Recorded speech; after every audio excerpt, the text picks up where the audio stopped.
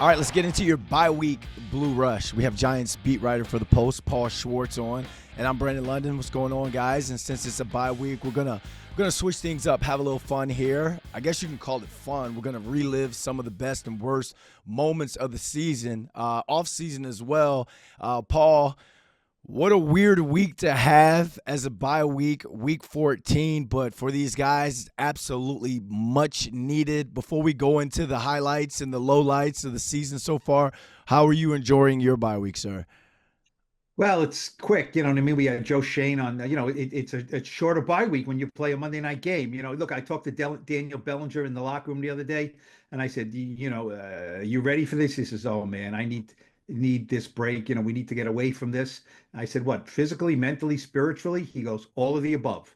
So I think that is for us, that's for the players, that's for the coaches, that's for the fans. Everybody needs a break from the Giants. So we'll get it this weekend. Yeah, especially when you have 11 losses on the season, you've lost 7 in a row, and then you go in whatever that was, Monday Night Football.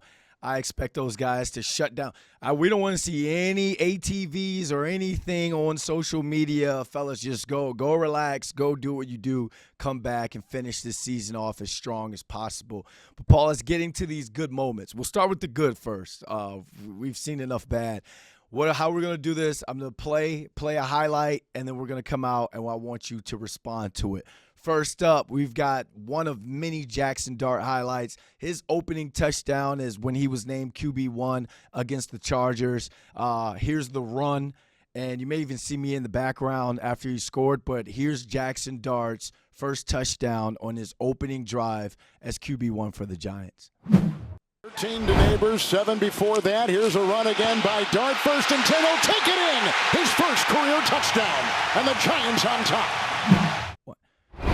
Thoughts, Paul? Because I was like, we have our quarterback. So what were your thoughts with not only this Jaxson Dart touchdown, but just some of the highlights that he's been able to put on tape since taking over as QB1? Well, you're thinking it can't be this easy, right? It can't be this easy. This isn't the preseason. And look, if every run was like that and he runs into the end zone untouched pretty much, then we wouldn't have these problems later that we've had with Jaxson Dart. But yeah, look, he's been terrific to start games. He's been terrific to end most games. He's been terrific in the middle of most games. He's a rookie. He's had some issues. We know that, bad interception in Denver. We get it. He's a rookie, but his numbers are better than I thought they would be. They had an initial great surge of excitement and enthusiasm when he came in. Then reality set in, not really with his own play, but with mainly the failings of the defense. But, I think any Giant fan has to be thrilled with Jaxson Dart, his play now, his potential for the future. And look, I was there when Daniel Jones was a rookie in 2019. I was there covering this team when Eli Manning was a rookie in 2004. Jaxson Dart is better than both of them. Mm-hmm. Now, Daniel Jones did not, pan out the way we expected him to as a first round pick. But Eli Manning certainly did, 2-time Super Bowl champion. Eli Manning was nowhere near as effective as Jaxson Dart is as a rookie, 2 Ole Miss quarterbacks. So what can we extrapolate from that? That I think the Giants have their guy, and it's very exciting to see what he can do moving forward. Another good moment we have, and we haven't had many when it comes to the defense. Cordell Flott gets the interception against the Eagles. Outside of that, it's kind of been heartbreak when it comes to this defense that we thought on paper was going to at least be a top 10 defense in the NFL. But it comes from that same Chargers game. The defense got after Justin Herbert. Let's take a look, and then we definitely need to get your thoughts on this. They enter the backfield with a 4-man rush into Herbert. Batted down, picked off. Look who's got it. The big man, Lawrence. The quarterback can't get him. Inside the 5. Interception. Giants goal to go. Paul, they were all after. They got after Justin Herbert all game, and it all started with Brian Burns. Your thoughts on that pressure that Giants defense was able to put on the Chargers? My thoughts are that's what we expected, right? That's what we expected. Brian Burns, Abdul Carter, Kayvon Thibodeau, Dexter Lawrence. That was what we were promised in the summer, that this front defensive group was going to dominate. And we saw it against the Chargers. They only had 2 sacks in that game, but they knocked down Justin Herbert time after time. They were a force in that game to help the Giants win. And at that point, I'm thinking, There's more of this. Carter's going to get better. I didn't know Brian Burns was going to have, a one of his best season of his career, 13 sacks, at the bye week. So I was looking at that and saying, that's what I expected. That's what we're going to get more out of. And that has really been the exception and not the rule. This front group, this defensive front has not panned out as advertised. No question about it. Last great moment or best moments on the season, that the 44, and I'm not talking to Matt, Ahmad Bradshaw, Cam Skattebo kind of burst out on the scene from his first catch against the Washington Commanders when he broke a couple tackles. Let's check the best of Cam Skattebo just running through NFL defenses. Side, a lot. Here's Skattebo to the end zone. Touchdown. Skattebo is the back, flips it back to him. Skattebo inside the 10, shoulders his way, close to a first down behind a field. In the right guard. I mean, this offensive line, they've had some challenges this year playing. It's a hard tackle right there, Paul. That kid. That's a hard tackle, but it's fun to watch. He is definitely fun to watch. Did you think Cam Skattebo was going to be what he is right now? I think the hype was not as quite as much as the production. You know what I mean? I'm not trying to be a sour grapes guy or a spoil sport here. He was tremendously fun. I think his physicality from college did translate to the NFL. But he was a good rookie, incredibly spirited rookie. I think the offensive line got a kick out of him.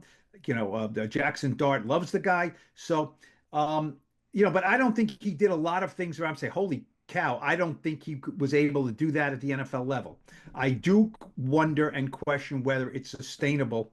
Now, look, he had a dislocated ankle. That was a freak play. That was not him lowering his head or trying to get extra yards or anything that, might be some negative stuff, because you guys got to protect yourself, much like his buddy Jaxson Dart. It was a freak play where his ankle was planted in the ground. He got hit. I don't know what he could have done about that, but it's really sad that he was taken from the Giants when he was, because he was a light at the end of the tunnel kind of guy. I'm looking forward to seeing him play in 2026.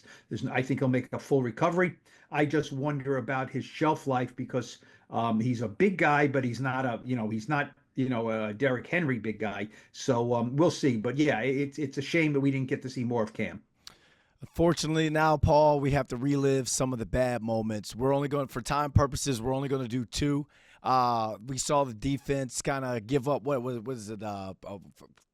Just giving up lead after lead throughout the course of this season. We did not expect that. We thought this defense was going to be able to close things out. It all started with the end of regulation against Dallas.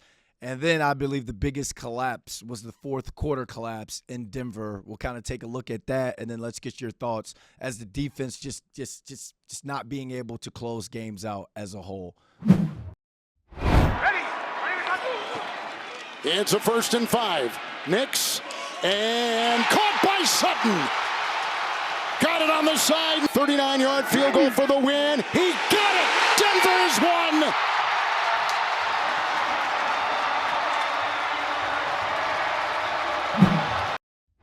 What would you say was worse, Paul, the collapse at the end of the Dallas game or the Denver game?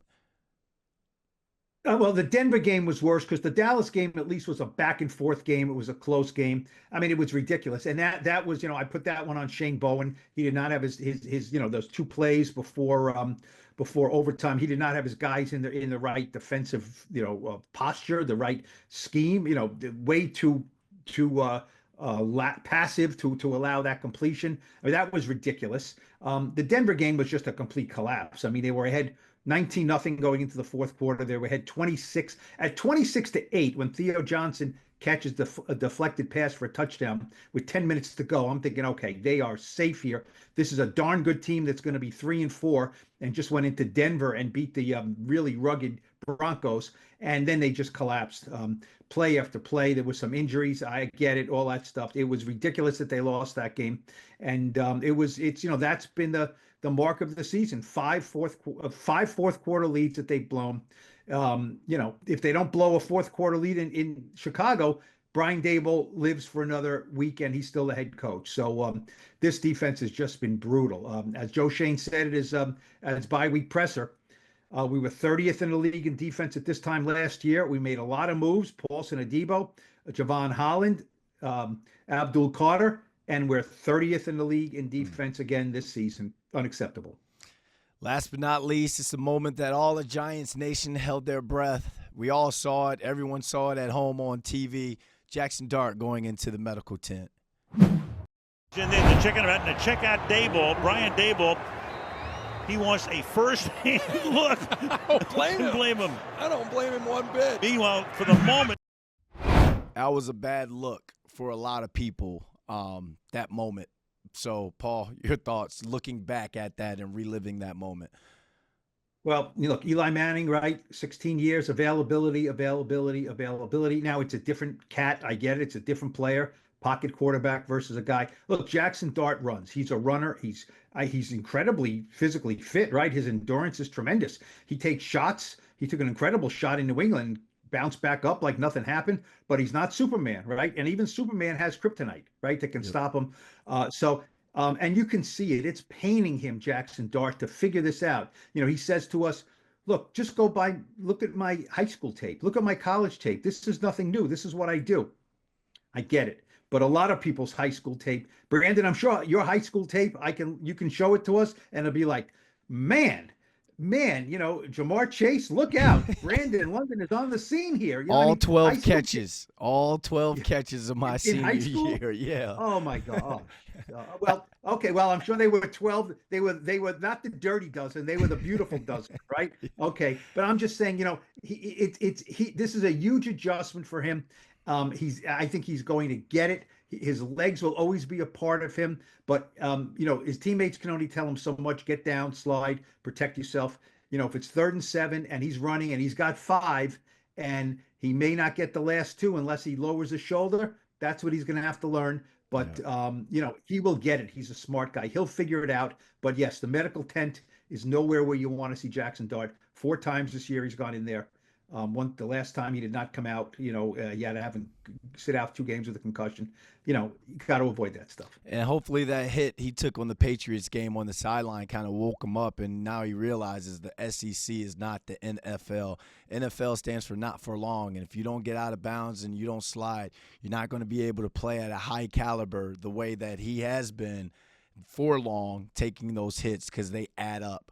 Paul, we're gonna go ahead and wrap this thing up. Thank you guys for watching this bye week episode of Blue Rush. Paul, enjoy the bye week, man. Can't wait to see you next week at practice and all. But let's just all get away, woosah, and kind of just regroup and come back and hope the Giants can finish strong as possible the next 4 weeks. For Paul Schwartz, I'm Brandon London. Thanks for watching Blue Rush.